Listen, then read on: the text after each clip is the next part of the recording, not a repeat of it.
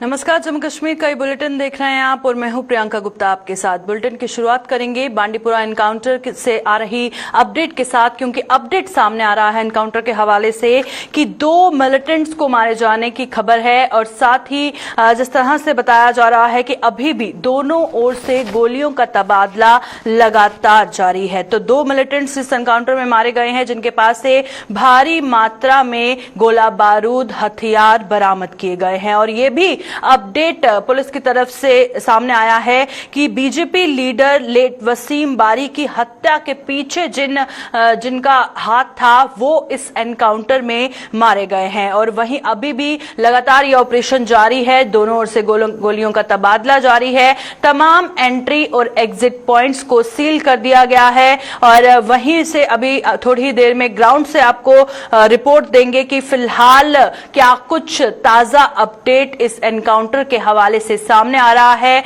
क्योंकि 2 मिलिटेंट्स इस एनकाउंटर में अभी तक मारे गए हैं। बताया जा रहा है कि कुछ और मिलिटेंट्स की मौजूदगी वहां पर हो सकती है, जिसमें सोर्सेस के हवाले से यह भी खबर सामने आ रही है कि एक टॉप कमांडर भी वहां पर मौजूद है। तो लगातार यह ऑपरेशन जारी है और जिस तरह से बांडीपुरा के वत्रगाम गांव में ये एनकाउंटर शुरू हुआ था और अभी तक सुरक्षा बलों और आतंकियों के बीच लगातार जो मुठभेड़ है वो जारी है। 2 मिलिटेंट्स जो मारे गए हैं उनसे भारी मात्रा में गोला बारूद हथियार जो है बरामद किया गया है और अभी भी लगातार ये ऑपरेशन जारी है। रिस्ट्रिक्शन के हवाले से बात करें तो तमाम एंट्री और एग्जिट पॉइंट्स को सील कर दिया गया है, पर फिलहाल जैसे आमतौर पर देखा जाता है कि जब भी इस तरह का ऑपरेशन होता है सिक्योरिटी फोर्सेस द्वारा तो इंटरनेट को डाउन कर दिया जाता है, पर फिलहाल इंटरनेट वहां पर डाउन नहीं किया गया है। इंटरनेट सर्विसेज वहां पर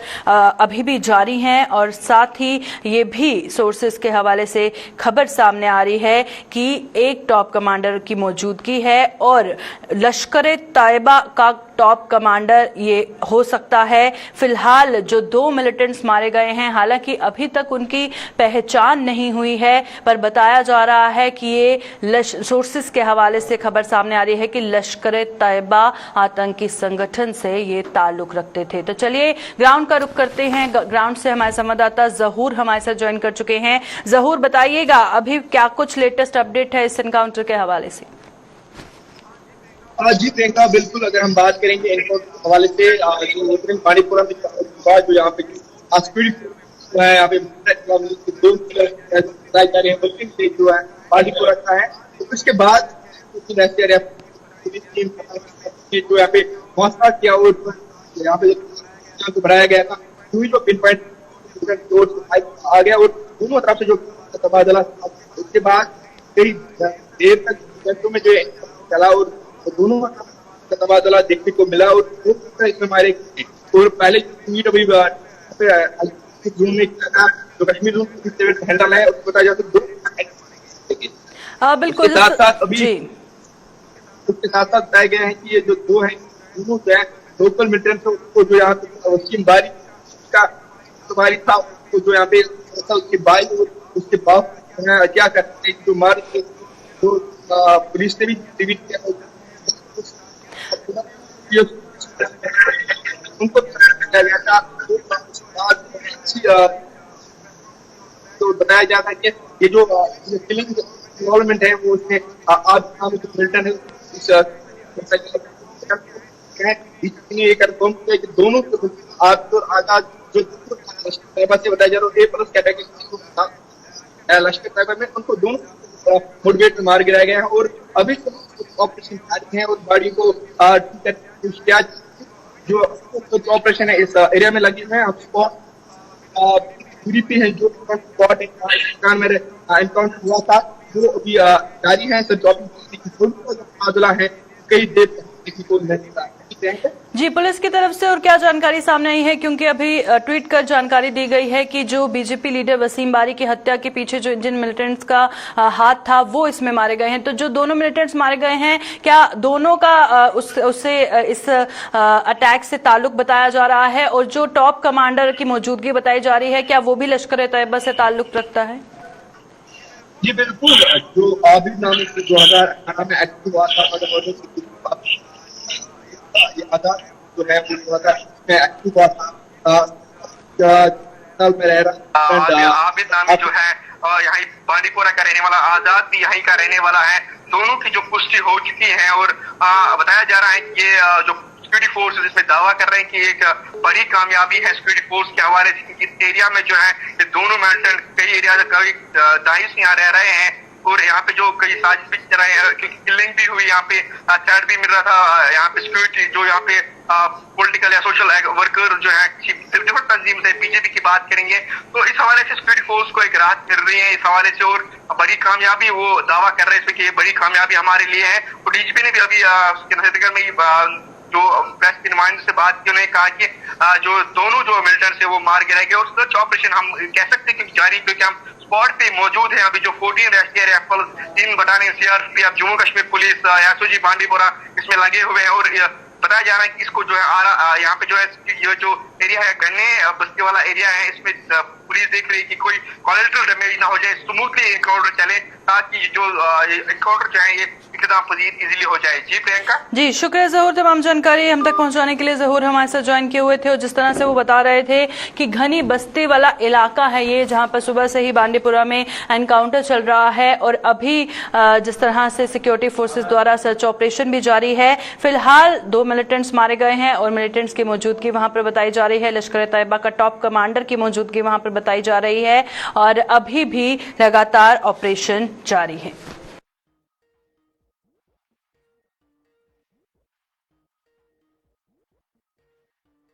तो चलिए अब रुक करते हैं श्रीनगर का, क्योंकि श्रीनगर में डल लेक पर आज पहली बार इंडियन एयरफोर्स द्वारा एक बहुत बड़ा एयर शो ऑर्गेनाइज किया गया है। जम्मू कश्मीर के उपराज्यपाल मनोज सिन्हा ने किया एयर शो का उद्घाटन और वायुसेना के लड़ाकू विमानों ने दिखाए खुले आसमान में हवाई करतब। तो बहुत महत्वपूर्ण एयर शो है ये, क्योंकि मैं आपको बता दूं इसकी थीम सबसे पहले यही है कि जो वादी कश्मीर के यंगस्टर हैं उनको मोटिवेट किया जाए ताकि वो वायुसेना ज्वाइन करें और जो कश्मीर का टूरिज्म है उसे बढ़ावा देने के लिए इस एयर शो को ऑर्गेनाइज किया गया है। और लगभग 14 साल के बाद इंडियन एयरफोर्स बताया जा रहा है कि इस तरह से जो एयर शो है श्रीनगर के डल लेक में कर रही है। और इसमें कौन कौन सी टीम शामिल है? स्काई डाइविंग टीम आकाश गंगा बताई जा रही है, सूर्य किरण एरोबेटिक बताई जा रही है। साफ तौर पर तस्वीरों में आप देख रहे हैं बेहद मनमोहक तस्वीरें जो सामने आ रही हैं, क्योंकि काफी तादाद में लोग पहुंचे हैं। चाहे हम लोकल्स की बात करें या टूरिस्ट की बात करें, इस एयर शो को देखने के लिए लोगों में बहुत ज्यादा एक्साइटमेंट है और जो वहां के नौजवान हैं उनको पता चले कि इंडियन एयरफोर्स की क्या कुछ टेक्नोलॉजिकल एडवांसमेंट्स हैं। स्टॉल लगाए गए हैं SKICC यानी शेर कश्मीर इंटरनेशनल कन्वेंशन सेंटर में, ताकि जो वहां के नौजवान हैं उनको पता चले इंडियन एयरफोर्स की अचीवमेंट्स के बारे में, एम्प्लॉयमेंट अपॉर्चुनिटीज के बारे में, रिक्रूटमेंट रूल्स के बारे में और एलिजिबिलिटी क्राइटेरिया के बारे में। तो काफी महत्वपूर्ण ये एयर शो है। तो चलिए सीधा ग्राउंड का रुख करते हैं। हमारे संवाददाता इरफान फाजिल श्रीनगर से ज्वाइन कर चुके हैं। इरफान बताइएगा, अब जिस तरह से इस एयर शो में क्या कुछ खास देखने को मिल रहा है? बात करूं इस एयर शो को लेकर, इसकी चर्चा बहुत चल रही क्योंकि इसने आज एक साइड से अगर कश्मीर का डल काफी शिकारा हाउस बोट की अपनी एक पहचान है, मगर IAF यानी इंडियन एयरफोर्स की जानिब जिस तरीके से आज इन कोलैबोरेशन विद टूरिज्म के महकमे को लेकर एक इनिशिएटिव लिया गया और कलाबाजियों के साथ साथ बात करें तो महारत रखने वाले वो 3 टीमें जिन्होंने पैराग्लाइडिंग के साथ साथ हेलीकॉप्टर और साथ ही साथ यहाँ बिग फाइटर से लोगों का दिल जो है जीत लिया, क्योंकि हमने देखा कि सुबह से तकरीबन बच्चे, बुजुर्ग, खवातीन और खासतौर पे स्कूल के टीचर्स वगैरह और दीगर एडमिनिस्ट्रेशन के साथ साथ जो पुलिस ऑफिशियल थे वो वहां से सुबह से ही मौजूद थे और इस नजारे का इंतजार कर रहे थे। ठीक हमने देखा कि इसमें लेफ्टिनेंट गवर्नर मनोज सिन्हा जी ने भी जो तारीफ IAF को की है, खासतौर पे उन जवानों को की है जो भारत के साथ जुड़े हैं। खासतौर पे उन्होंने उनकी कलाबाजी के हवाले से बात बताई, क्योंकि कहा कि ये महारथी रखने वाले वो नौजवान हैं जिन्होंने आज पूरे देश भर में हमारा नाम रोशन किया है। एक साइड से देखें तो दूसरे साइड से टूरिज्म महकमे को भी इसका एक अच्छा खासा इजाफा मिल सकता है, क्योंकि डिपार्टमेंट के डायरेक्टर टूरिज्म JNU ने हमसे बात की। उन्होंने भी कहा कि ये एक डिफरेंट इम्पैक्टफुल जो आज इवेंट यहाँ पर हुआ है, इससे एक वर्ल्ड वाइड मैसेज आएगी टूरिज्म को लेकर भी, क्योंकि आने वाले टाइम में कई सारे ऐसे इनिशिएटिव ग्राउंड पर लिए जा रहे हैं, जिसमें खासतौर पर सयाहत को फरोग देने की बात की जा रही है। मगर साथ ही साथ हम देखें तो खासतौर पर डलगेट से लेकर निशात तक अगर हम देखें तो मुकम्मल तौर पर जो रास्ता है वो बंद कर दिया गया था। ट्रैफिक मूवमेंट बिल्कुल भी नहीं थी। लोगों को चलने की ही खाली इजाजत की। मीडिया फेटर्निटी के पासेस वगैरह भी पूछे जा रहे थे। पार्किंग के इंतजाम गाड़ियों को लेकर दूर दराज इलाकों के साथ जुड़े गए थे।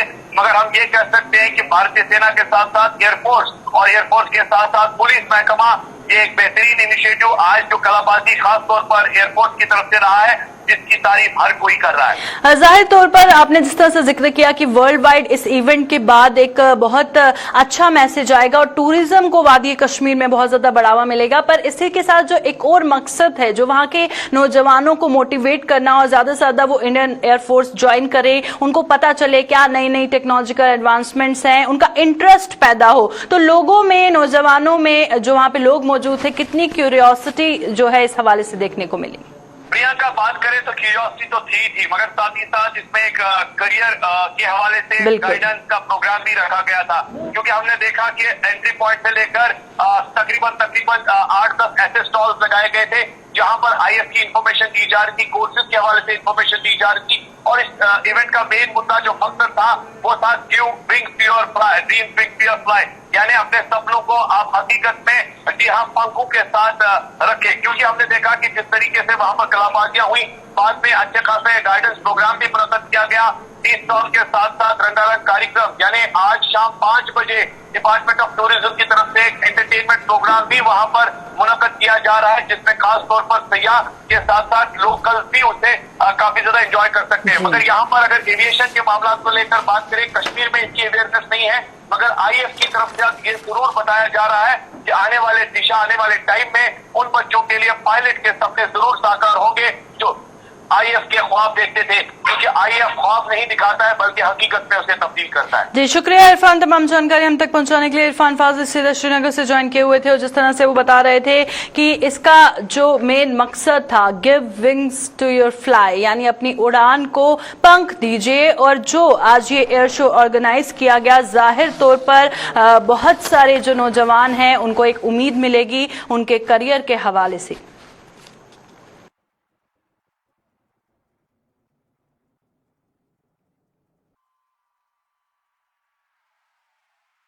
तो चलिए बढ़ते हैं आगे और अब बात करेंगे जिस तरह से जम्मू कश्मीर में केंद्र सरकार का जनसंपर्क कार्यक्रम जारी है और केंद्र राज्य मंत्री विश्वेश्वर टुडू ने आज पाडर का दौरा किया है। गुलाबगढ़ में टूरिस्ट फैसिलिटेशन सेंटर का भी उद्घाटन किया गया है और हम देख रहे हैं चाहे जम्मू हो या फिर कश्मीर हो, लगातार जो केंद्रीय मंत्रियों का दौरा है वो जारी है और कई जगह पर हमने देखा कि लोगों को खासा उम्मीदें भी हैं उनके दौरे से कि हो सकता है कि कुछ नए प्रोजेक्ट्स जो है वो उसका इनॉग्रेशन किया जाए, कोई जो उनको सहूलियत दे पाए। तो विकास के हवाले से लोगों में काफी ज्यादा उम्मीदें हैं, चाहे जम्मू हो या फिर कश्मीर हो। लगातार आए दिन हम देख रहे हैं केंद्रीय मंत्रियों का जो दौरा है वो जम्मू कश्मीर में हो रहा है। तो अभी जो अपडेट सामने आ रहा है, क्योंकि किश्तवाड़ के पाडर का दौरा केंद्रीय राज्य मंत्री विश्वेश्वर टुडू ने किया है, जिसमें गुलाबगढ़ में टूरिस्ट फैसिलिटेशन सेंटर का उद्घाटन किया गया है। तो साफ तौर पर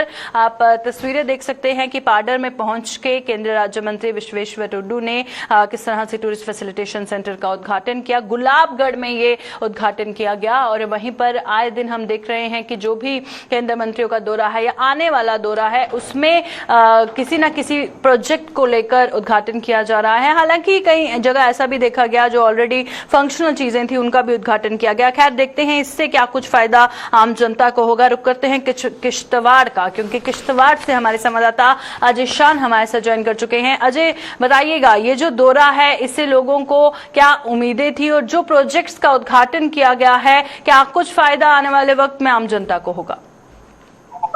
देखिए प्रियंका, ये 3 दिन का दौरा था। कल ये जो राज्य मंत्री हैं जल शक्ति और ट्राइबल अफेयर्स के कल पहुंचे थे। आज वो जो किश्तवाड़ का दूर दराज इलाका पाडर है वहां पर पहुंचे हुए हैं। वहां आज सुबह पहुंचते उन्होंने जो टूरिस्ट फैसिलिटेशन सेंटर है उसका उद्घाटन किया और जो सोहल NTPSC है, जो न्यू टाइप PSC है, उसका उद्घाटन किया, जिससे स्वास्थ्य सुविधा में वहां जो दूर दराज के इलाके हैं उनको लाभ जरूर पहुंचेगा।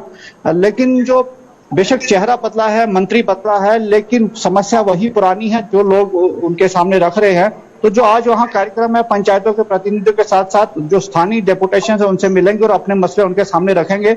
उम्मीद तो यही लगाई है जा रही है कि जो अपनी रिपोर्ट सबमिट करेंगे उसके आधार पर कुछ क्षेत्र का तस्वीर बदलेगी। खासकर जो ये पहाड़ी क्षेत्र हैं, दूरदराज इलाके हैं, यहाँ पर जो समस्या है ज्यों की त्यों है। मंत्री बदलते गए लेकिन समस्या वही है। तो उम्मीद के सहारे ही लोग यहाँ पर डेपुटेशन लेके वहां पर पहुंचे और यही जता रहे हैं कि जो मंत्री दौरे पर आए हैं, खासकर प्रधानमंत्री नरेंद्र मोदी का जो आउटरीच प्रोग्राम है उसके तहत कहीं ना कहीं लाभ जरूर इस क्षेत्र को मिलेगा। जी प्रियंका। बिल्कुल, क्योंकि पहली बार नहीं है, इससे पहले भी बहुत सारी विजिट्स हो चुकी हैं, बहुत दिग्गज नेताओं की विजिट हो चुकी हैं, पर दूर दराज के इलाके हैं वहां पर समस्याएं ज्यों की त्यों हैं। पर अब केंद्रीय मंत्रियों का ये कहना है कि वो लोगों के बीच में जाएंगे, उनकी समस्याएं सुनेंगे और उनका समाधान होगा। तो अब क्या उन्होंने आश्वासन दिया है या लोगों को लोग लाइटली ले रहे हैं कि विजिट हुआ और चले गए, या फिर उनको उम्मीद है कि कहीं ना कहीं अब हमारी समस्याओं का समाधान हो जाएगा? देखिए, उम्मीद के सहारे ही किश्तवाड़ जिला लंबे अरसे से चलता आ रहा है। कल शाम को जैसे ही मंत्री किश्तवाड़ पहुंचे थे तो यहाँ पर जो डिस्ट्रिक्ट डेवलपमेंट काउंसिल के अध्यक्ष हैं और उनके दूसरे सदस्य थे वो उनके साथ मिले हैं, म्यूनिसिपैलिटी के लोग उनके साथ मिले हैं और जो दूसरे पंचायतों के प्रतिनिधि हैं वो कल शाम को किश्तवाड़ में उनके साथ भेंट की है और उन्होंने एक डिटेल्ड अपनी डिमांड्स का ड्राफ्ट उनके सामने रखा है। ज्यादा पुरानी कोई समस्या, ये नई समस्या तो कोई नहीं। हाँ, कुछ पार्टियों ने वहां पर राज्य का दर्जा बहाल करने की मांग जरूर की है, लेकिन समस्या वही है कि पानी, सड़क, स्वास्थ्य सुविधाएं और खासकर जो नई जल विद्युत परियोजना बन रही हैं तो उसमें रोजगार देने की बातें वहां पर की गई हैं। तो वही समस्याएं हैं, लेकिन जैसे मैंने कहा कि मंत्री का चेहरा नया आया हुआ, नया मंत्री सामने आया है तो उम्मीद के साथ ही लोग वहां जा रहे हैं। लेकिन कुछ लोग ये भी अंदर खाने ये कह रहे हैं कि ये खाली खाना पूरी है, जिस तरह से पहले भी कई डेपुटेशन मंत्री आते गए, क्योंकि लोगों में कहीं सरकार के प्रति विश्वास कम होता जा रहा है। यहाँ पर सबसे बड़ी बात यह है कि जब से धारा 370 हटी है, एलजी किश्तवाड़ का दौरा करने नहीं आए हैं। सत्यपाल मलिक जो यहाँ के गवर्नर थे उन्होंने भी यहाँ का दौरा नहीं किया गया है। तो जब प्रदेश के ही जो मुखिया हैं, जो यूटी के मुखिया हैं, वो यहाँ पर नहीं आए हैं तो केंद्रीय मंत्री आएंगे क्या करेंगे, तो एक सवाल लोगों के मन में जरूर है और कहीं ना कहीं लोग ये इसकी आलोचना भी कर रहे हैं। लेकिन कुछ लोग ऐसे भी है जो उम्मीदें लगाए हुए हैं इस दौरे से। जी शुक्रिया अजय तमाम जानकारी के लिए। तो किश्तवाड़ की हम बात कर रहे हैं, किश्तवाड़ का आप हाल देखिए, क्योंकि हर विजिट से लोगों में उम्मीदें कायम होती हैं पर उम्मीदें टूट जाती हैं। क्या इस बार उम्मीदों पर जो केंद्रीय मंत्रियों का दौरा है वो खरा उतरेगा? खैर, ये तो आने वाला वक्त ही बताएगा।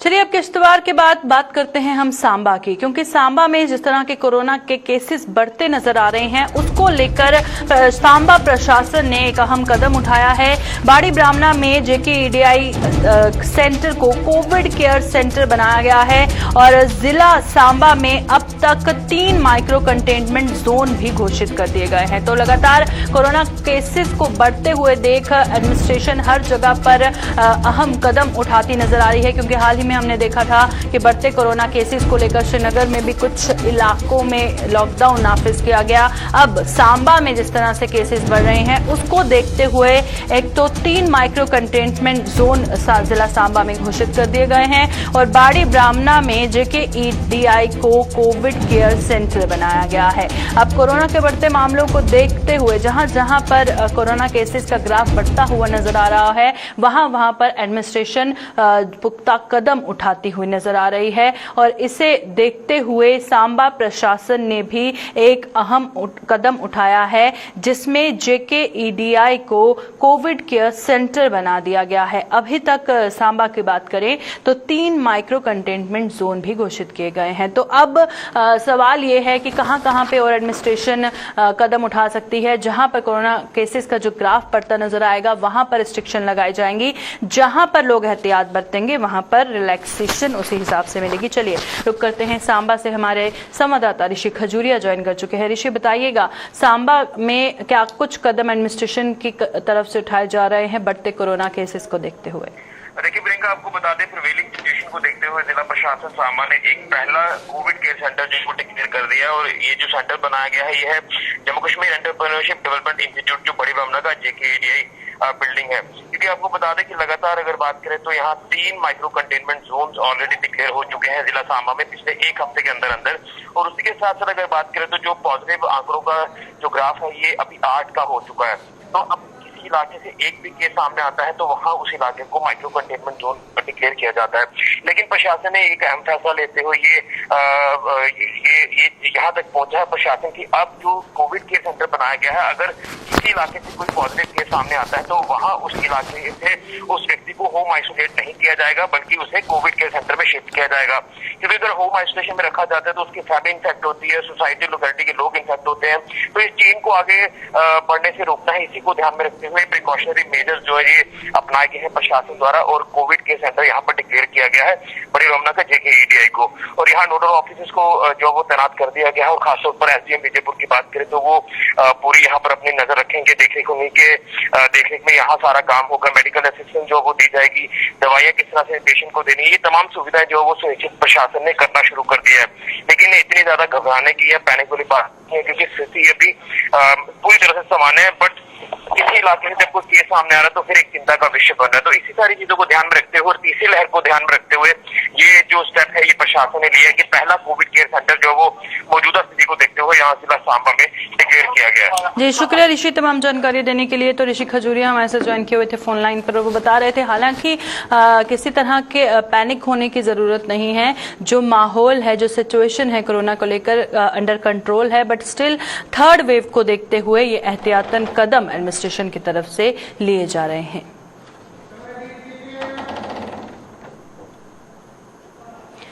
जम्मू कश्मीर में 2018 के पंचायत और निकाय चुनाव ड्यूटी करने वाले सरकारी कर्मचारियों को सामान्य प्रशासनिक विभाग के आयुक्त सचिव मनोज कुमार द्विवेदी की ओर से 20 दिसंबर 2018 को 1 महीने का अतिरिक्त वेतन जारी करने का आदेश जारी किया गया था।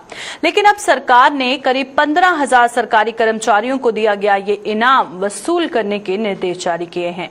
सरकार के मुताबिक कर्मचारियों को बहुत जो अमाउंट है वो दिया गया था और जिसके बाद सरकार के इस आदेश की बात करें तो अब इस आदेश का पालन हर सरकारी मुलाजिम को करना होगा।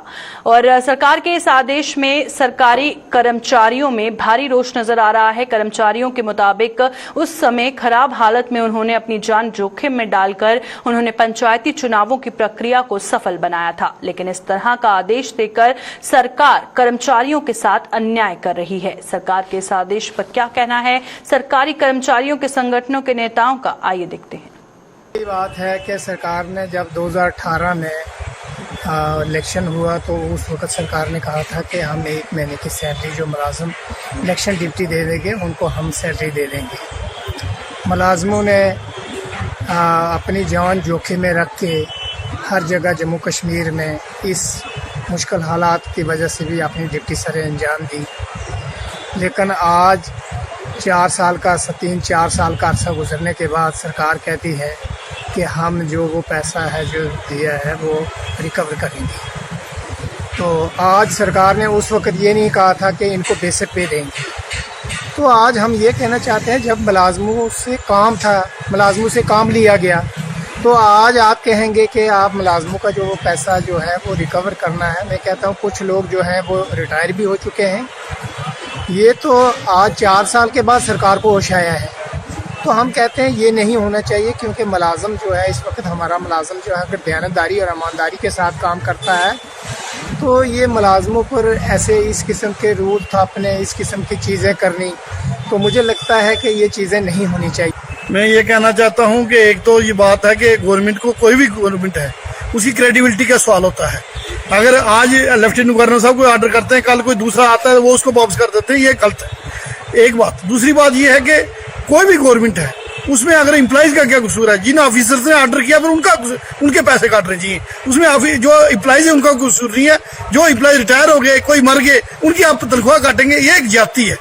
जिस तरह से उन्होंने कहा कि जो रिटायर हो गए उनकी पेंशन से रिकवरी होगी, क्या कहेंगे? ये बहुत गलत है। मैं ये कहना चाहता हूँ कि ये एक गवर्नमेंट की, मैंने पहले भी कहा, क्रेडिबिलिटी का सवाल है। आज कोई गवर्नमेंट है, कल कोई और गवर्नमेंट आती है, इलेक्टेड गवर्नमेंट आती है, वो ये ऑर्डर करते हैं वो वापस कर देंगे, वो ये गलत होना चाहिए, गलत है, ये नहीं होना चाहिए।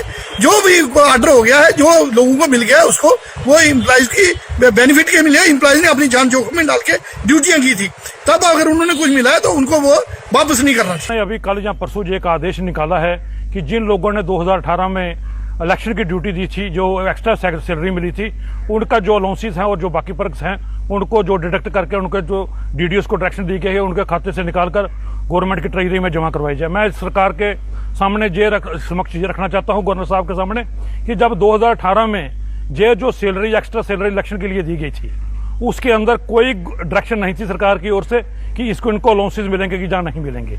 उस गवर्नमेंट के डायरेक्शन के मुताबिक एक मंथ की सैलरी जो हमारे क्लास ऑफ फोर्स एम्प्लॉइज थे उनका पूरी स्टेट के अंदर डिफरेंट जो डीसी थे, डीसी साहबान ने उनकी जो क्लास फोर्स एम्प्लॉइज की उनकी सैलरी विद अलाउंसेस निकाली और हमारे जो डीडीओस थे उनको कोई डायरेक्शन नहीं थी कि अलाउंसेस देने का या नहीं देने का। मैं माननीय हमारे गवर्नर साहब से जो रिक्वेस्ट करूंगा और जो फाइनेंशियल कमिश्नर उनको जो रिक्वेस्ट करूंगा कि इस ऑर्डर को रिव्यू किया जाए। और इसके साथ मैं यह बताना चाहता हूं कि जिन एम्प्लॉइज को हमारे को जो सैलरी मिली थी वो जो हमारे एम्प्लॉइज हैं उसमें 13 महीने की जब सैलरी उनकी पूरी काउंट की गई, इस बार उन सब लोगों ने इनकम टैक्स जो है वो दे चुके हैं। मैं सरकार का ध्यान, क्योंकि जब भी इस स्टेट में इलेक्शन होती हैं तो मुलाजिम ही उस इलेक्शन को कामयाब बनाता है और सरकार के जितने भी पॉलिसी प्रोग्राम है वो लोगों तक पहुंचाता है।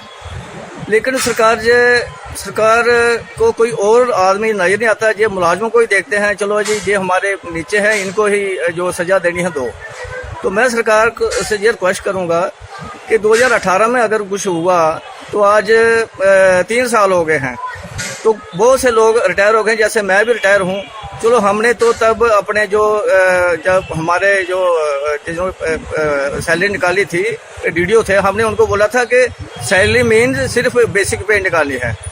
लेकिन अगर कुछ लोगों ने निकाली है तो तब एक मुलाजिम जो बाहर जिसकी ड्यूटी है, फील्ड में ड्यूटी है, तो उसने तो कहीं से वो नहीं लिए, पैसे नहीं लिए। वो अगर किसी अफसर ने पैसे उसकी सैलरी ज़्यादा ड्रा की है या अलाउंसेस निकाले हैं तो वो तो उसका जो एक मुलाजिम है जो बाहर रहता है, फील्ड में रहता है, वो उसका उसमें क्या दोष है।